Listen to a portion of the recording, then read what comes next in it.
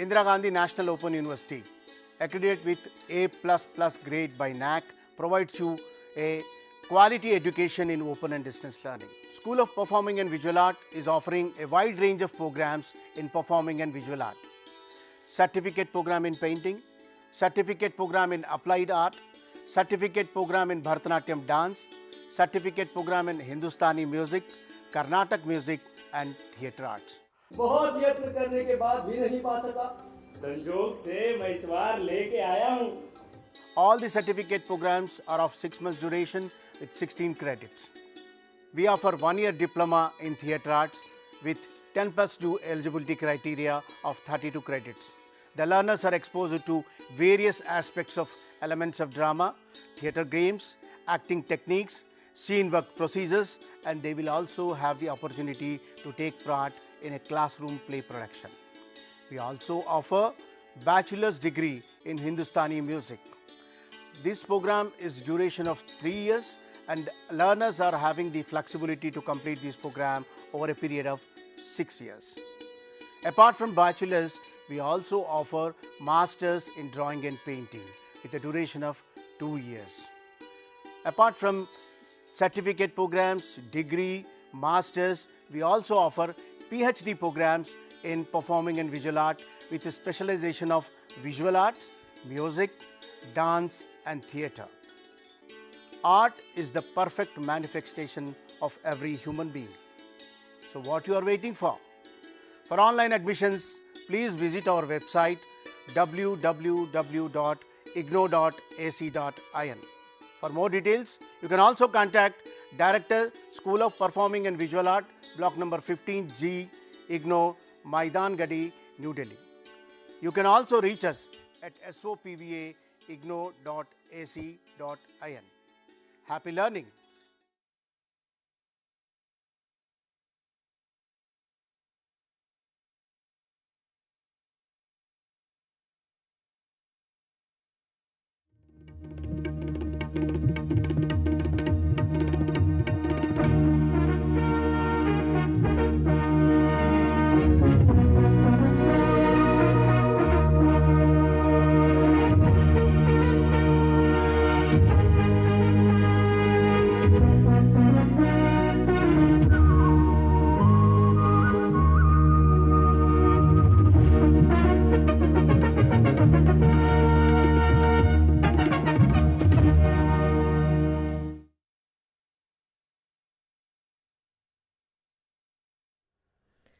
Hello and welcome learners in the series of session on International Human Resource Management.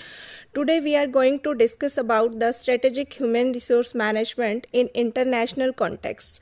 So strategic human resource management or in terms of international context, so these are the components that we will be going to cover in today's session, that is strategic alignment, global talent management, cultural diversity and sensitivity, expatriate management, managing HR functions in global context, legal and ethical considerations, and knowledge transfer and global leadership.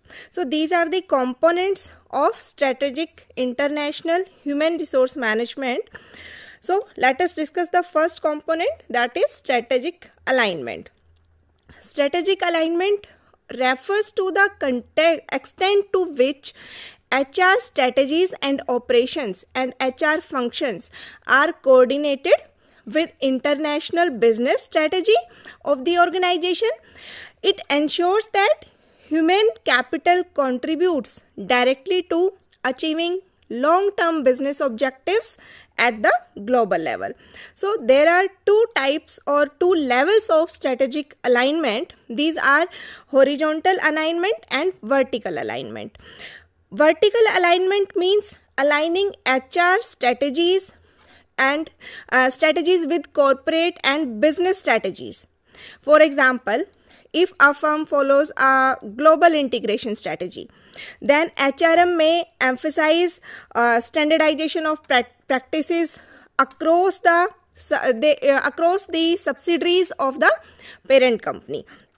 If the firm follows a local responsive strategy, then HRM will adapt the practices of the practices that suits the local cultural and legal environment of that organization.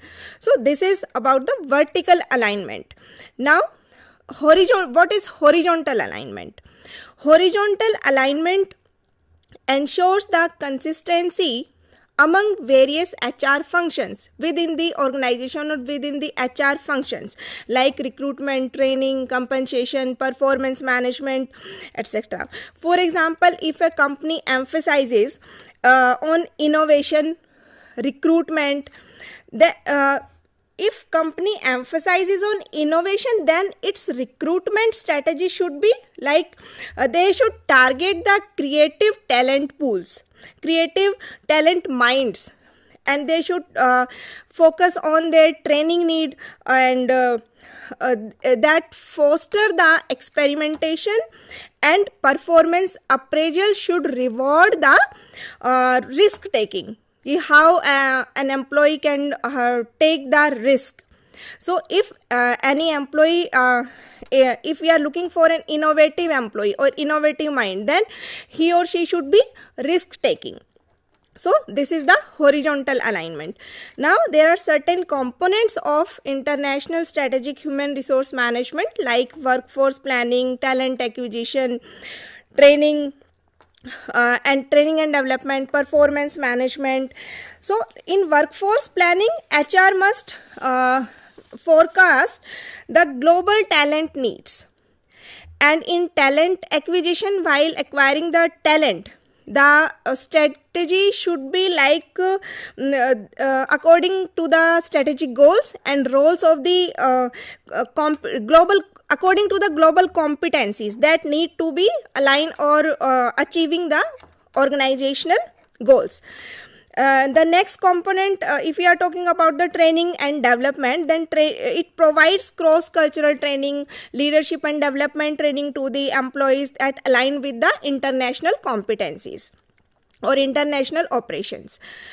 And likewise, performance, if we talk about the performance management, then it develops the global KPIs that reflect both strategic objective and local responsiveness of the organization.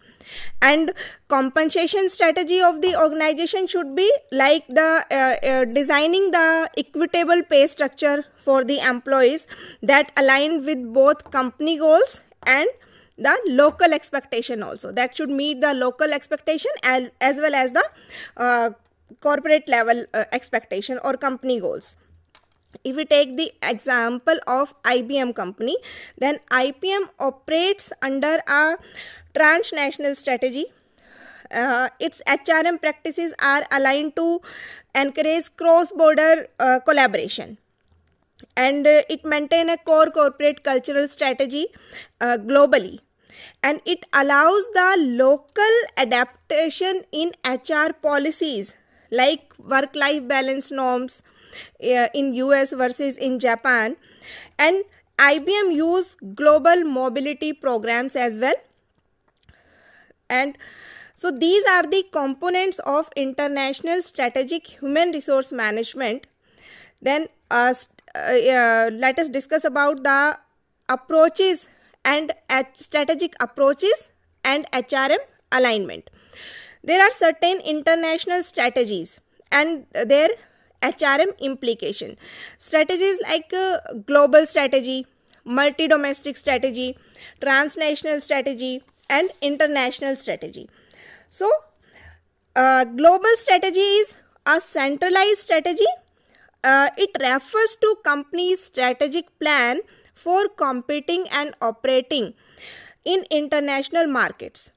Its HR implication is it standardized HR practices, focus on global efficiency, and centralized decision making. Now let us come to the multi-domestic strategy. It is decentralized strategy in its nature, and it is an international business approach where a company adapts its product, services to meet the specific needs of each local market. It emphasizes on the local responsiveness over the global integration.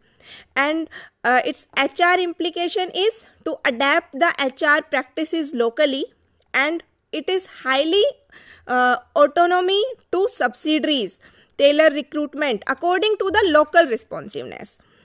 Next strategy is transnational strategy. That is a hybrid strategy, and it aims to combine the benefit of global integration and local responsiveness as well, and it's balance the standardization and localization, and it promotes the cross border teams and manage the knowledge sharing. As we said that it is hybrid, then it considers the global competitiveness and the local responsiveness both. It gets the benefit of both the strategy. Next strategy is international strategy.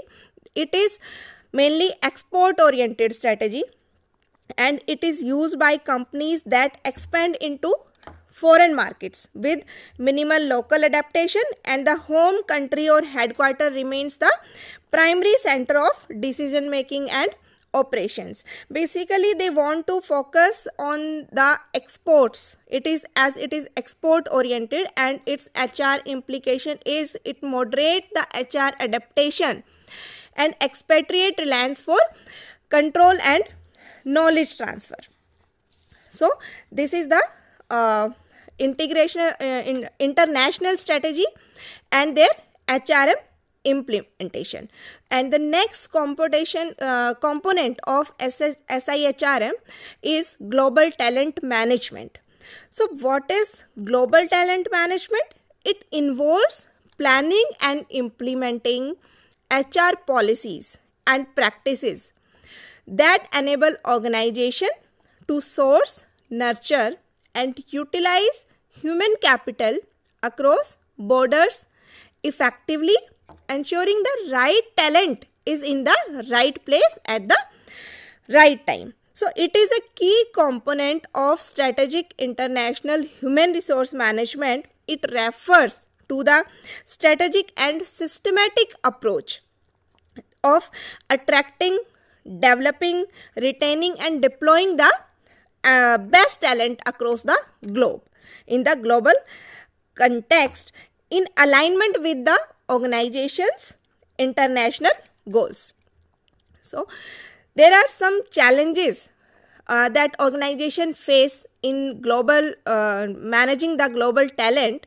These are cultural differences, talent shortages, and retention issues, compliances, and some challenges like if we talk about the cultural differences, then if we talk about the global context, because we are discussing the strategic international human resource management, managing the human resources or functions, all the functions of human resources in international or global context.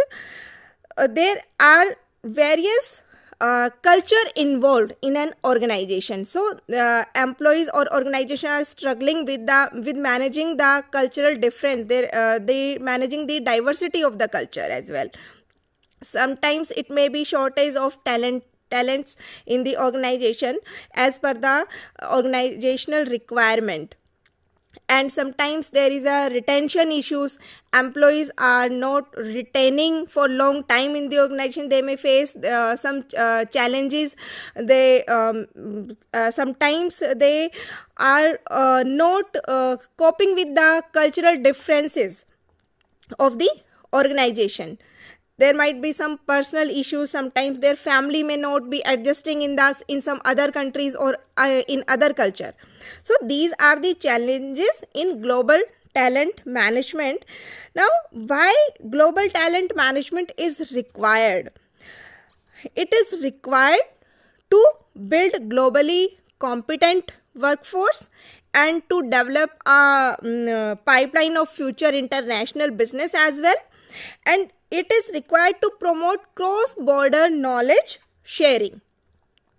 So, sometimes technology plays a vital role in managing the global talent, like use of AI and analytics in talent sourcing and workforce planning. And there are cloud-based HR system like SAP, SuccessFactor, Workday for centralized talent data, and e-learning platforms for continuous global development, and virtual collaboration tools to manage global teams. For example, Slack and Microsoft Team. These are the example of virtual collaboration tools. Now, the next component of strategic international human resource management is cultural diversity and sensitivity. In the previous session, we have talked a lot about the cultural diversity and sensitivity as well. So these are the fundamental elements of global human resource management, especially when managing employees from various cultures, ethnic, linguistic, and national backgrounds. In an international business environment, understanding, valuing, and effectively managing cultural differences can enhance organizational performance. Cultural diversity refers to the presence of multiple cultural groups within an organization or workplace. It includes differences in nationality, language, religion, social customs, values, and norms, and communication style also. If we talk about the cultural sensitivity, it is the awareness, understanding, and respect for differences in cultures, and the ability to adapt behavior and policies to accommodate these differences effectively in cross-cultural interactions. And there are sometimes organizations face some challenges in managing cultural diversities. These challenges are like communication barriers. Sometimes there may be some misunderstanding due to the accent or idioms, because there are different type of cultures or different employees of different cultural backgrounds are in a same organization. So it may be sometimes they misunderstood their accent or idioms, and sometimes there is a stereotyping also. It means the assumptions based on nationality or their ethnicity. And they may face some challenges regarding resistance to change. Host country employees may resist foreign practices. They do not want to adapt the culture of foreign country or adapt their practices. And there may be some integration issues sometimes, that is merging of global teams can lead to cultural clashes also. So these are the challenges that may be faced by the or due to the cultural diversity or cultural sensitivity. There are some practices for enhancing the cultural sensitivity by the organization. Like organization can celebrate the cultural festivals in the workplace. They conduct intercultural workshops as well. They foster an inclusive leadership cultural program also. They create employee resource groups, and they may promote the zero tolerance for discrimination also. So these are the best practices for the organization for enhancing the cultural sensitivity in the organization. If we take the some real life example like Google promotes a diverse and inclusive culture across all global offices or its subsidiaries, and it offers cultural training programs and employee resource group. For example, it is like Women at Google and Black Googlers Network. So these are the employee resource groups that Google follows. And Google also uses inclusive leadership models to promote equity and cultural understanding in its offices globally. So these are the this is some real life or real world example of Google, that Google how Google managing the cultural diversity or cultural sensitivity in its offices. Now the next component is expatriate management. So the question arises, who are expatriate? Expatriate are employees sent from the parent country to a host country for international assignments. They are also known as parent country nationals. In contrast to host country national, who are host country national, these are local hired in the host country in the organization, and there are third country nationals also. These are the employees from a third country, neither from the host country and nor from the home country. So expatriate management involves the strategic planning, deployment, support, and repatriation of employees who are sent by the organization to live and work in some other country or in a foreign country for a definite defined period.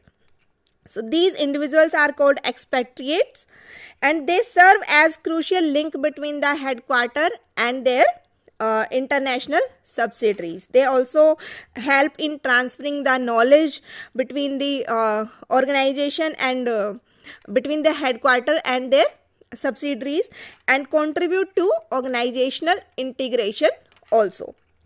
So this is the expatriate management. Now we come to the next component, that is legal and ethical consideration. So legal and ethical consideration are, if we talk about legal consideration means to adhering the labor, employment, tax, immigration, health and safety, and anti-discrimination laws in the host country, home country and third countries where the MNCs operates. And ethical consideration involves making decisions that are morally sound even in the absence of legal requirements, especially when navigating the culture, social and environmental dilemmas across different countries. When managing human resources across borders, legal and ethical complexities become significantly more profound due to difference in national laws, labor laws, and cultural values and business norms. So legal compliance ensures the adherence of the laws of the each country, while ethical consideration relating to doing what is morally right or socially responsible in that according to that particular country. So there are some key legal consideration in strategic international human resource management. These are employment laws. Employment laws are minimum wages, working hours, labor laws, overtime pay, benefits. They may vary from country to country. For example, France is having 35-hour work week, while US is having 40 hours work week in a week. Similarly, there are some other legal components like immigration and work permits. Immigration and work permits are visas and work authorizations are required for expatriates.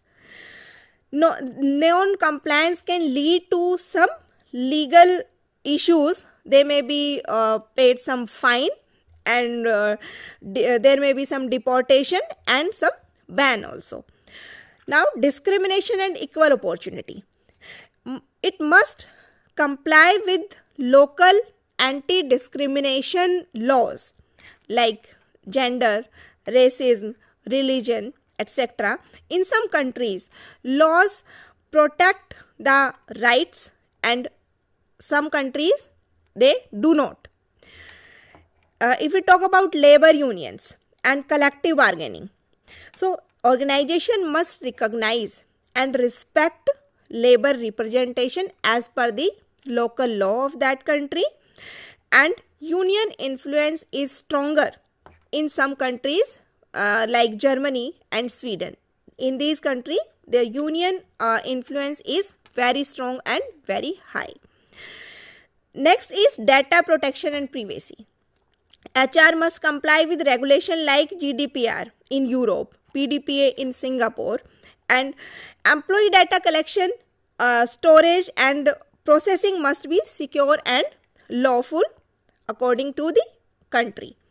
Health and safety regulation, each country sets its own regulation or own standard for workplace health and safety. Employees must provide a safe environment and training to their employees. Now, some key ethical consideration in strategic international human resource, like fair labor practices. In ethical consideration, organization should avoid exploitation of labor. Cultural respect. Adapt HR policy to respect the local customs while upholding core ethical values. Executive pay and wage gaps. Address ethical concerns around pay inequality between expatriates and local staff. Next is corruption and bribery. HR must ensure policies that discourage the unethical conduct like bribes to win businesses. Follow guidelines regarding this. Diversity and inclusion. Promotes equality across gender, race, disability and orientation. Even in countries where social norms or laws are not supportive. Then sustainable and responsible practices that incorporate corporate social responsibility and environmental responsibility and human rights responsibility towards the human rights also. There are some strategies for managing legal and ethical challenges. These are organizations should conduct the legal audits. They should have some global code of conduct, and there may be some local HR expertise also can help in this. There should some training programs and they may educate employees on legal rights and ethical standards, and then it should have some compliance system in the organization, use HR technology tools to monitor and ensure the compliance. Then there should be some whistleblower policies in the organization to encourage ethical reporting and protection from retaliation. The next component in SIHRM is knowledge transfer and global leadership in strategic human resource management. Knowledge transfer refers to the systematic movement of skills, experience, best practices and organizational know-how across the borders and business units, particularly between headquarters and the subsidiaries and among global teams. Knowledge can be of two types. There is explicit knowledge and there is implicit knowledge or tacit knowledge. Explicit knowledge is that knowledge that can be codified and easily communicated and shared in the form of complex data and manuals. It is easy to communicate and share, and it consists of know-how or learned skills. Whereas if we talk about the tacit knowledge, it is also called the implicit knowledge, and it is kind of knowledge that is not easily visible and expressible. So these are the components of strategic international human resource management. So strategic IHRM management is an essential function in today's globalized business environment, where managing geographically and culturally diverse workforce is both a challenge and a strategic opportunity. SHIRM goes beyond the traditional HRM by aligning the HR strategies with the cross-border or international strategies according to the organizational goals. In essence, we can say that the strategic international human resource management integrates people, practices and purpose on a global basis. It empowers organizations to not only manage complexity but leverage diversity as a source of strength and through strategic human capital initiatives. So thank you, learners.